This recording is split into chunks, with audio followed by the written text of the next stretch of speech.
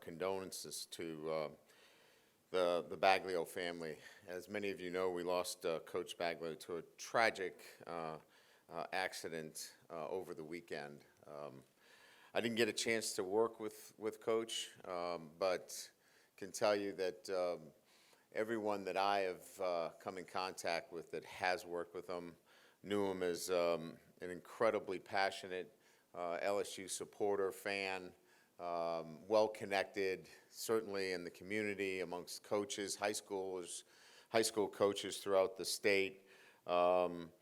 They all are certainly affected by his loss. Our hearts go out to his family, and we lost a great one. So I just wanted to pass that on from the LSU football family. Let's talk about the game, the Arkansas game in particular. You know, I think what I'm most proud of our team is that they had to go on the road and match the intensity and the physicality of an opponent that was coming off a bye week, and I thought we did that and did that very well. And that was really the mantra all week, was that we had to come off of playing an emotional game, overtime game against Ole Miss, and then really regroup and then go on the road in a hostile environment, if you will, and then play with an extra heartbeat, play physical, play to the echo of the whistle. It was a team that had showed itself on film as one that played that way, and then we had to match it. I thought we did a great job from that standpoint. You know, certainly we got off to a really good start offensively. You know, defensively, I thought we tackled extremely well. We were physical. We got timely turnovers, and you know, individual players certainly need to be talked about as well. Damian Ramos was the SEC Special Teams Player of the Week. Emory Jones was the SEC Offensive Lineman of the Week. Certainly Caden Durham, 100 yards rushing, 3 touchdowns. Nuss again, 23 of 34, no interceptions, no turnovers. And of course, can't finish a defensive performance without Whit Weeks being all over the field, 10 tackles, 1 sack, 1 interception, and leads the SEC in tackles. So some great individual performances, but as a team, offense, defense, and special teams, I think what we did well was we prepared very well, and then we took that preparation relative to how we thought about the way we needed to play, and that was with a physicality, with extra effort, and being really aggressive. The first time we played on the road, I thought we were reactive against South Carolina. We waited for things to happen, and as you know, we got down 17 points. This game, we didn't wait around, and that's how we need to play this coming weekend against an outstanding A&M team, a team that we'll get a chance to play on national television, you know, a 4-0 team, and going to College Station is certainly a challenge. Mike Elko is doing a great job with this football team. In his first year, they've won 6 straights, very similar to what our team has been doing. We lose the opener. They lost their opener and have played better and better each and every week. They're running the ball very well, over 200 yards rushing a game. But they're very balanced on offense. They throw it very well. I think Connor Wegman is a really good quarterback. He is deceptive in terms of his speed, and he's got very good weapons. You know, Moss at the running back position, obviously from Walker, Louisiana, leads the SEC in rushing per game at 96 yards. And then he's got a bevy of receivers led by Thomas, who's a 6'6" wide receiver. I think he's got a very good offensive line. Basantis is really a physical presence inside for them. I think they're athletic. They work well together. And just I think it's a really well-conceived offense, very balanced. And defensively, you know, obviously, you know, with Coach Elko's background, coaching defense, you know this is going to be a fundamentally sound defense. They take the football away. I think they're second in the SEC in takeaways. They've got an outstanding front. It reminds me in a lot of ways of Ole Miss's front, big, physical. They've got a couple of transfers that really changed the complexion. Nick Scorton from Purdue is a big physical defensive end.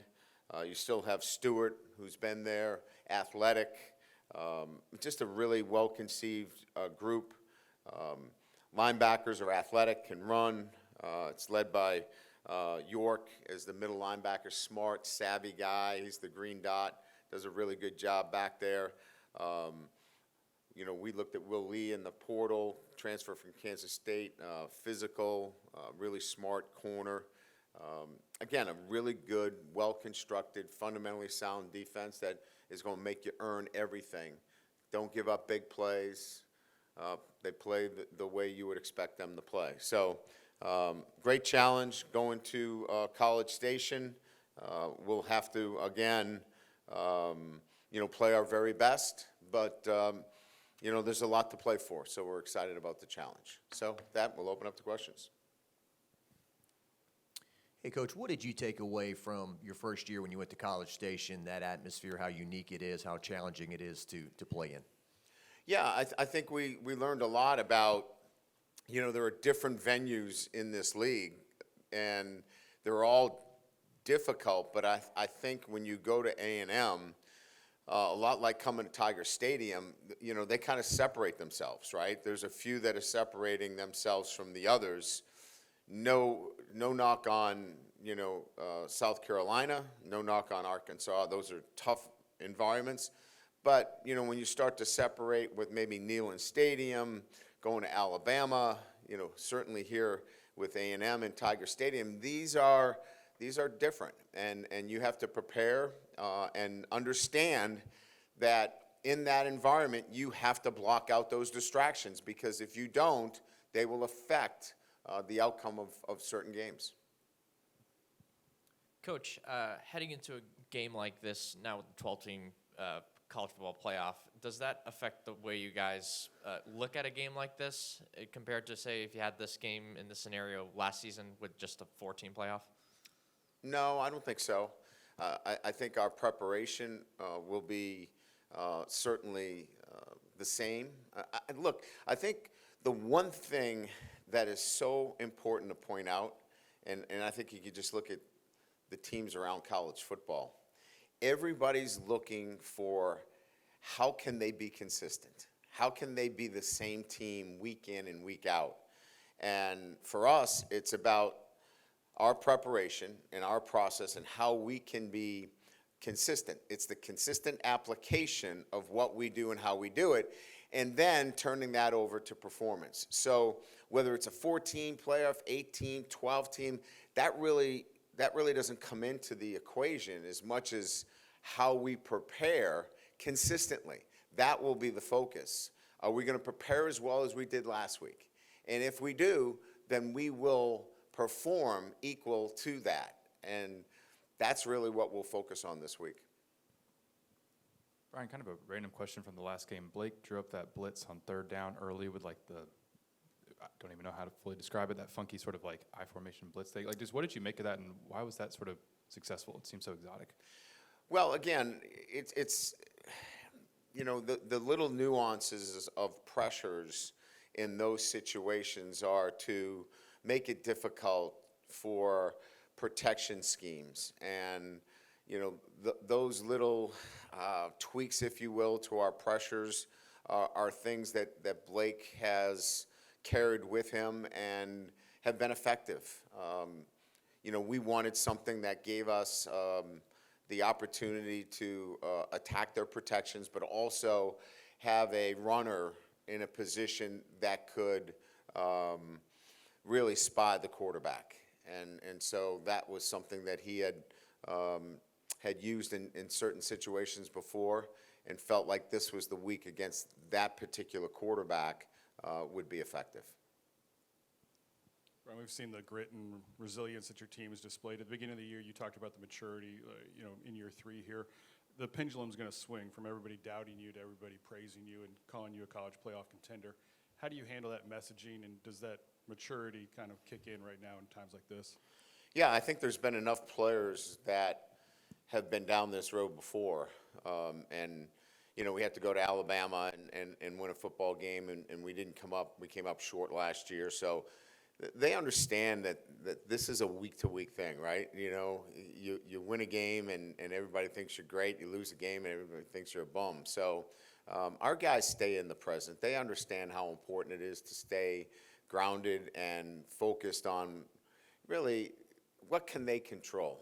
And I think they've gotten to that point where whatever the narratives are and whatever people are saying, we've already kind of covered it with them in that what's really important is what you can control. And what people write about you, what they say about you, you can't control it. Control the controllables. And for us, as I mentioned to Koki, it's about our preparation. If we do a really good job with our preparation, then good things usually happen. Right over here, Coach. You mentioned your respect for College Station and that environment. In a game where maybe the margin of error is very thin, could you talk about your team's ability just to win in different ways and not being pigeonholed into saying we have to play this way in order to win a game? Well, yeah, I think what's important for us, from an offensive standpoint, and I've said this before, is that we want to be equally efficient, whether it's running or throwing, as an offense. And then from a defensive standpoint, if you're one-dimensional, in other words, if you can't stop the run but you're great against the pass, you really can never be consistent at anything. So as I mentioned earlier, trying to find that consistency is really about balance and being good in both phases, running the ball, throwing the ball, stopping the run, being efficient in terms of pass defense. Those are areas that we've worked hard. So winning, for me, is about how you can get to a level of consistency at all phases. And we're getting better at that. We had some glaring weaknesses in one of those phases or another, and we're shoring those up as we go through the season. On your left over here, yeah. Question about Nussmeier's completion percentage just in the SEC games. Notice it's a little bit below 60%, and I'm not saying that's bad. For context, actually, it looks like Dart and Cook and Tennessee's quarterback also are below 60, and then of course Beck and Milroe both have more than one interception per game in their SEC starts. Just so in that context, how do you feel like he's doing, and do you think it speaks to any kind of trend about quarterback play in the league this year relative to last year where we had Jaden Daniels, with such a high percentage and winning the Heisman? Well, I think, Daniels, in terms of his efficiency and completion percentage, was a product of how well he was throwing the football. He was elite and certainly won the Heisman. Our passing game, and you can, obviously look at what we do. We're not a team that takes some of the bubble screens and the quick entry pass throws as part of what we do on a consistent basis. I've had some offensive structures that, we would throw at 70% because we were throwing, easy throws out on the perimeter. We don't have a lot of those. We'll have some free access throws on the perimeter, which we had the other night, but we're through passing game progression, which is some more complex throws. So our percentage is going to be a little bit lower. We're not going to be in the 70 to 75 percentile.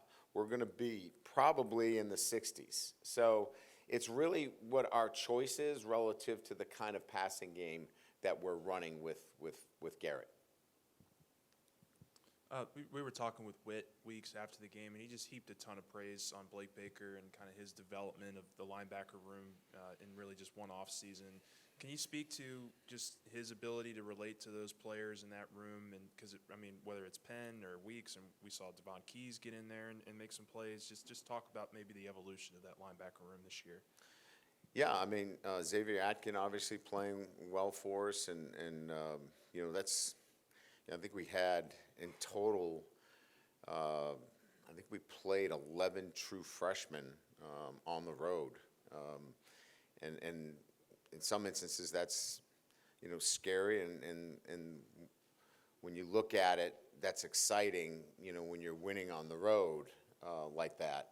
I think as it relates to Blake and the linebacker room, you know, clearly there's a connection there through belief, trust, and, you know, the ability to, you know, build relationships with the players that kind of fosters that, right? You know, and relationships require time, and Blake puts in the time with them. He's around the building all the time. He's, you know, during the summer, he's around here. I mean, he takes the time to be around the players, and that's the only way you can build relationships with them. You can't just show up on Saturday and go, hey, I'd like you to do these things for me. So I think it's the time that he puts in, and because of that, he has built really good relationships, and a lot of it on trust.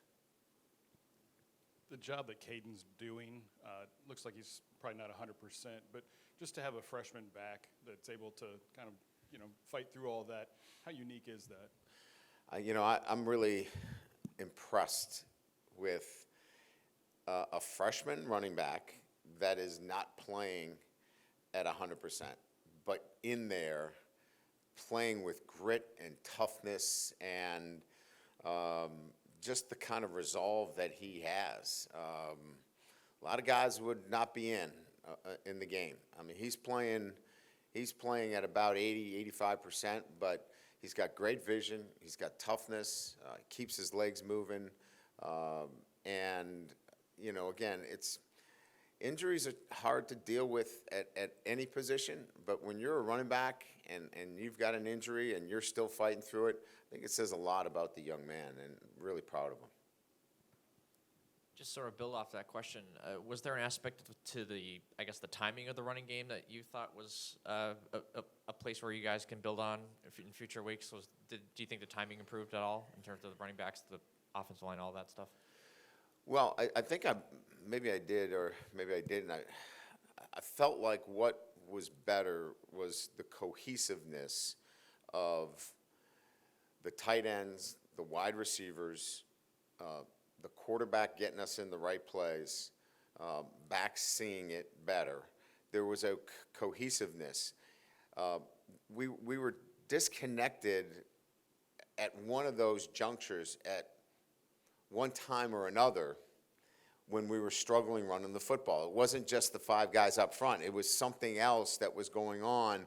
Maybe it was an offensive lineman one time, and then the next we didn't push crack with a receiver, and the other time we didn't get an upcut with an outside zone play, or the tight end boxed off the end instead of stretching them. We got the connection of all of those guys in unison this past weekend, because we've been spending so much more time on it in practice. So we'll continue to do that because it's beginning to pay off, and we need that running game for us to continue to have the balance we need on offense. The hire back in Notre Dame, and just talk about your relationship with Mike and what makes this defense so tough to defend. Well, it starts, look, it's like anything else, right? We just talked about Blake Baker, right, and his ability to relate. You know, Mike does a great job with the players. He's demanding, but never demeaning. He has a standard of what he expects, but has always been able to build great relationships with his players. And so when you have that standard, and he's a very bright mind when it comes to defensive and defensive structures. He's got layers to everything relative to how to play defense. He's seen every coverage, knows every defensive front. So you've got a guy that has great experience, and he's done it at a lot of different levels, right? And I've always respected those coaches because that's where I've come from. I started as a Division II head coach. He's worked his way up, and anytime you can hire an Ivy League grad, that's makes me smarter. So that worked out well for me. Brian, your special teams the last couple of years has just gotten better and better. Aaron Burell is just absolutely automatic as a kickoff guy. Talk about just his development from day one. Yeah, he's a weapon, obviously, because you almost don't even have to worry about kickoff return, which, clearly we struggled with. I mean, we struggled with, covering kicks. But here's a guy that had a fractured kneecap and rehabbed all summer, put himself in a position where, he could kick in the opener.